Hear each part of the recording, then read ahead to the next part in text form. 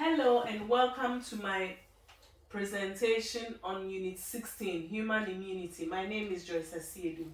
During this presentation, I will explain the causes of infectious disease, describe the first, second, and third lines of defense against disease, explain self-recognition and tolerance, describe two specific immune system disorders, explain the immune response to vaccination, the concept of herd immunity, vaccination programs, and benefits of vaccination. Causes of infectious disease. Infection is the invasion and growth of organisms in the body.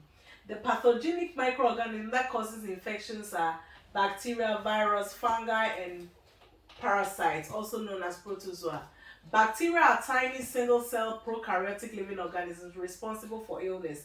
The infections it causes are tuberculosis, food poisoning, pneumonia, etc. Viruses are smaller in size than bacteria and they rely entirely on the host for production. Examples of infection caused are COVID-19, common flu, AIDS, genital warts, chickenpox, smallpox, etc. Fungi are eukaryotic organisms that include microorganisms that are responsible for the majority of skin diseases. It causes infections like ringworm, athlete's foot, mushroom poison, etc. Parasites are organisms that lives on or in the host and relies on it for food. Malaria is an infection caused by parasite. Modes of transmission. Infectious disease is caused by direct or indirect contact of insect bite through food contamination, insect bite by direct or indirect contacts.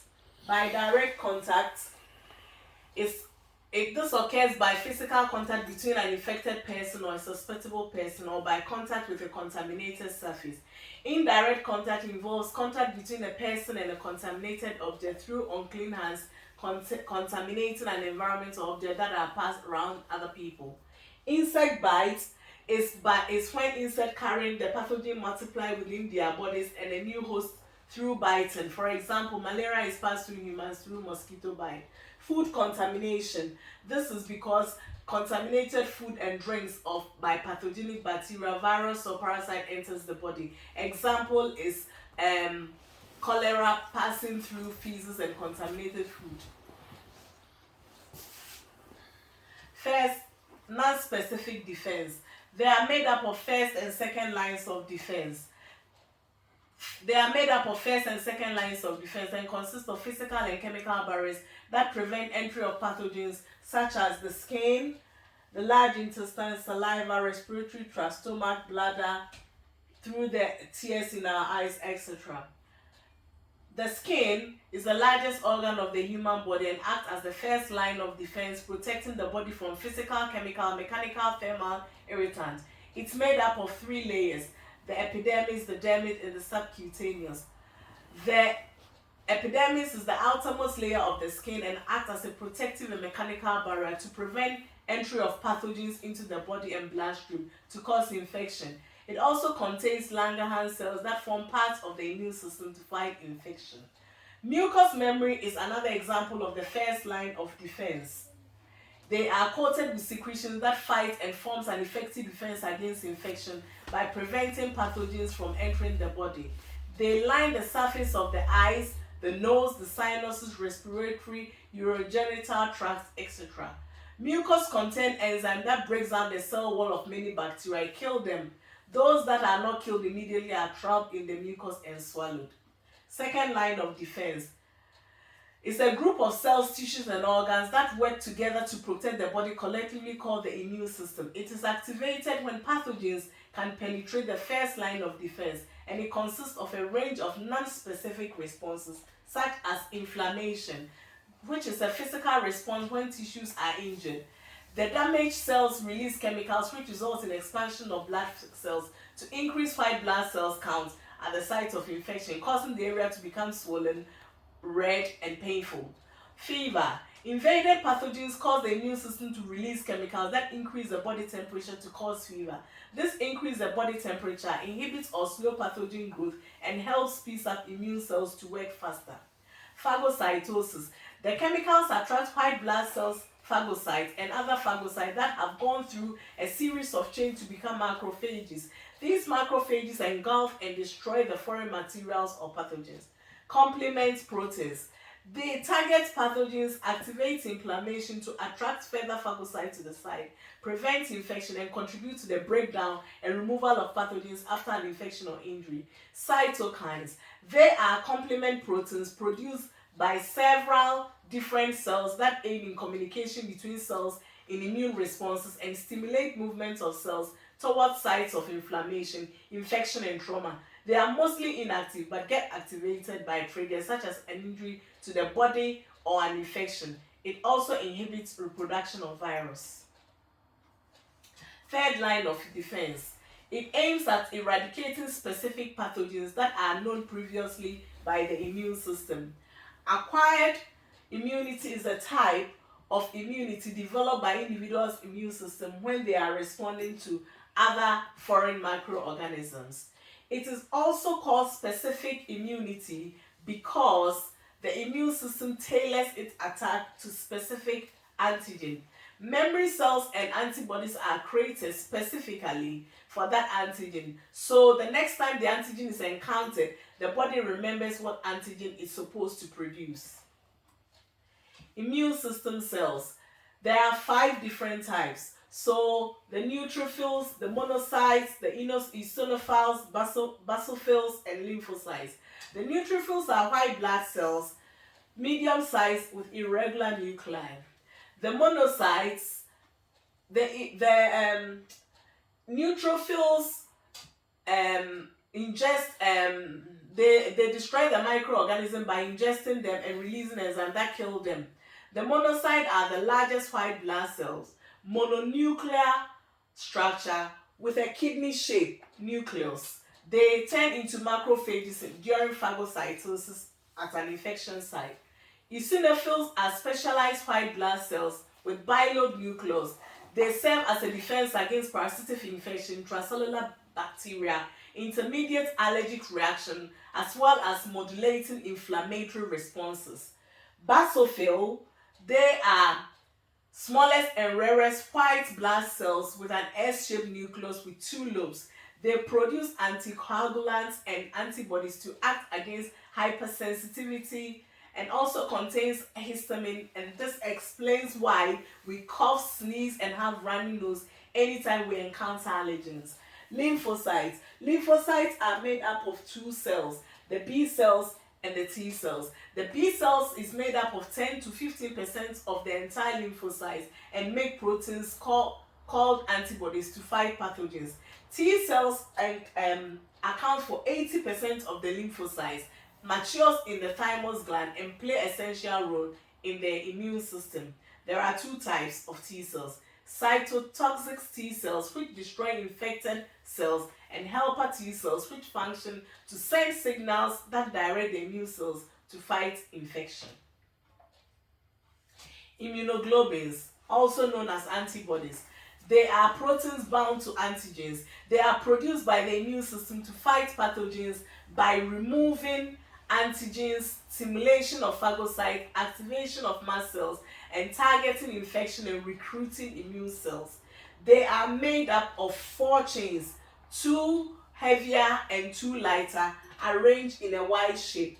So there are 5 types. So I'll just be mentioning it as Ig. So IgJ is the most common, and it stimulates a direct attack on any pathogen.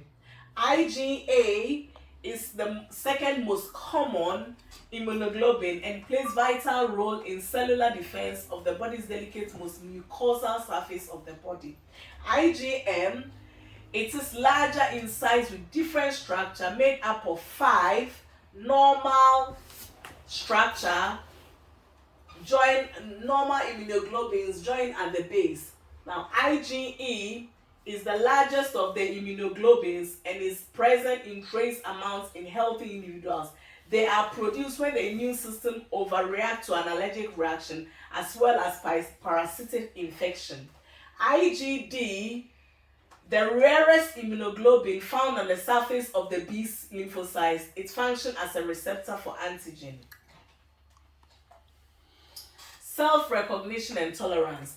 The immune system achieves this through antigens. The two most vital factors that enable the immune system to differentiate between self and non-self are major histocompatibility complex 1 and 2, as well as human leukocyte antigen complex HLA.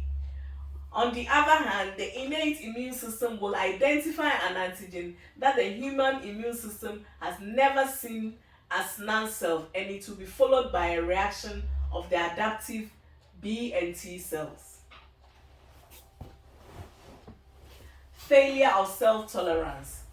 Hypersensitivity is one of the failure of self-tolerance. It is an abnormal immune reaction caused by repeated exposure of the same antigen. Hypersensitivity disease is classified into 4 major categories. Immediate hypersensitivity is a rapid IgE and mast cell mediated response. These are allergies. Antibody-mediated hypersensitivity reaction occurs when antibodies are directed against antigen on the surface of the cell. Immune complex-mediated hypersensitivity occurs when complexes of antibodies and antigen deposit in vascular walls or other tissues and cause an inflammatory response such as arthritis or vasculitis.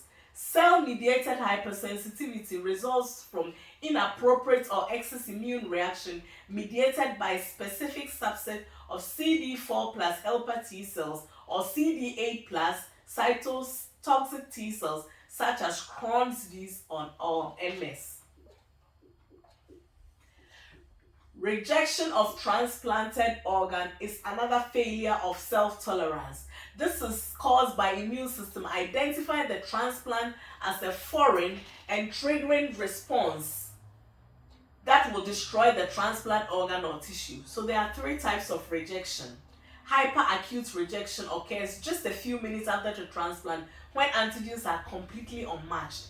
Acute rejection may occur anytime ranging from the first week after the transplant to 3 months afterward. Then we have chronic rejection, which can take place many years after the transplant of the body's constant immune response against the newly organ slowly damage the transplanted organ. Autoimmune disease. This disease happens when the immune system accidentally attacks the healthy cells in the body instead of protecting it. There are varying types, but I will be discussing 2. Type 1 diabetes and rheumatoid arthritis. Type 1 diabetes is a long-term autoimmune disease which is caused by the inability of the pancreas to make little or no insulin. Symptoms vary from one individual to the other, but mostly symptoms are increased hunger, fatigue, unusual weight loss, blurred eyesight, and genital thrush. It's diagnosed using random plasma glucose test, which measures the glucose level at a single time. It's treated using insulin or by injecting using a pump. Rheumatoid arthritis is another autoimmune inflammatory disease caused by when the immune system accidentally attacks healthy cells to cause painful swelling, mainly at multiple joints at the same time. The symptoms are stiffness in more than one joint, weight loss, fever, weakness, fatigue, and pain. X-rays and MRI and ultrasound may help diagnose the early stages as well as evaluate the damage in the joints and the severity of the diseases. It's treated and managed by medication to slow and prevent joint deformity, self-management strategies to reduce pain and disability. Acquired immunity. It is an immunity developed when a person's system responds to a foreign substance or receives antibodies. So they are categorized into active and passive. And the active immunity, we have the natural and the artificial, and then the passive immunity, we have the natural and artificial. So the natural active immunity is contracted after becoming infected with the exposure of the actual disease. Example is a resistance to cold. Artificial active immunity is acquired through the introduction of the disease organism in a weakened form through vaccination. Example is polio, hepatitis, and chickenpox. Natural passive immunity is when antibodies are transferred from one person to the other by natural means. Example, between a mother and baby through the placenta. Artificial immunity is when protection is given by a transfusion of antibodies made by somebody else, such as through antibody-containing blood products, such as immunoglobulin. Vaccination is a process of introducing antigen into the body to stimulate the white blood cells to produce and fight pathogens causing tetanus, mumps, measles, COVID-19. Most vaccination is either given through injection through the needle or through a spray on the mouth. The vaccinated person is in no danger of developing the disease, but may have side effects like sore arm or leg, as well as feeling tired, chills, fever, and headache. Immunological memory. It is the capacity of the immune system to respond more quickly and efficiently to pathogens that have been exposed previously. There are two types. Primary response is when the pathogen is first discovered. It takes time for the B lymphocyte to recognize it, causing delay for the plasma cells to create antibody. The infection has time to spread and manifest symptoms. Memory cells are created so the same infection can be recognized in the future. Secondary response is when the same pathogen is contracted again. Memory cells can identify it, make more antibodies more rapidly for a longer period fighting off infection before symptoms. Herd immunity. It is the form of immunity that occurs when the vaccination of a significant portion of population provides a measure of protection for vulnerable people. Vaccinated people are more likely to be protected, but not everyone can be vaccinated. These are people with underlying conditions such as cancer, HIV, severe allergies. As a result, they have weakened immune system to some vaccine components and are unable to vaccinate it. So as we can see on the screen, fewer people are vaccinated here, so majority of people have contracted the disease and the disease spread very quickly. Here, lots of people have been vaccinated, so just a few people have contracted the disease, so herd immunity is achieved here. Factors affecting vaccination. So we have individual level, which can have misinformation about the vaccine.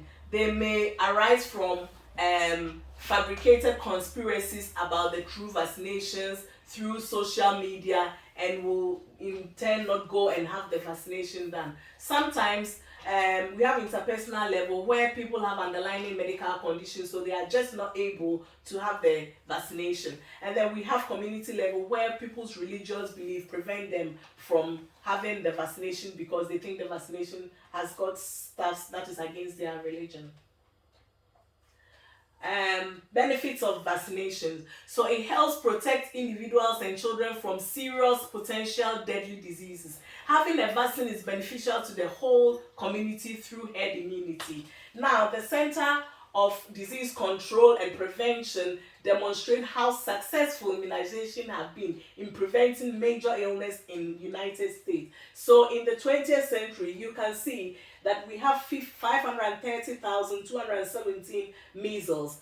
In 2021, it dropped to 9%. It dropped to 9 people, so it's just a reduction of 99%. In the 20th century, this is the value of polio. Nothing was reported for these diseases, so it was completely eradicated. So this is how vaccination can help with the disease and sicknesses. Thank you very much for listening to my presentation.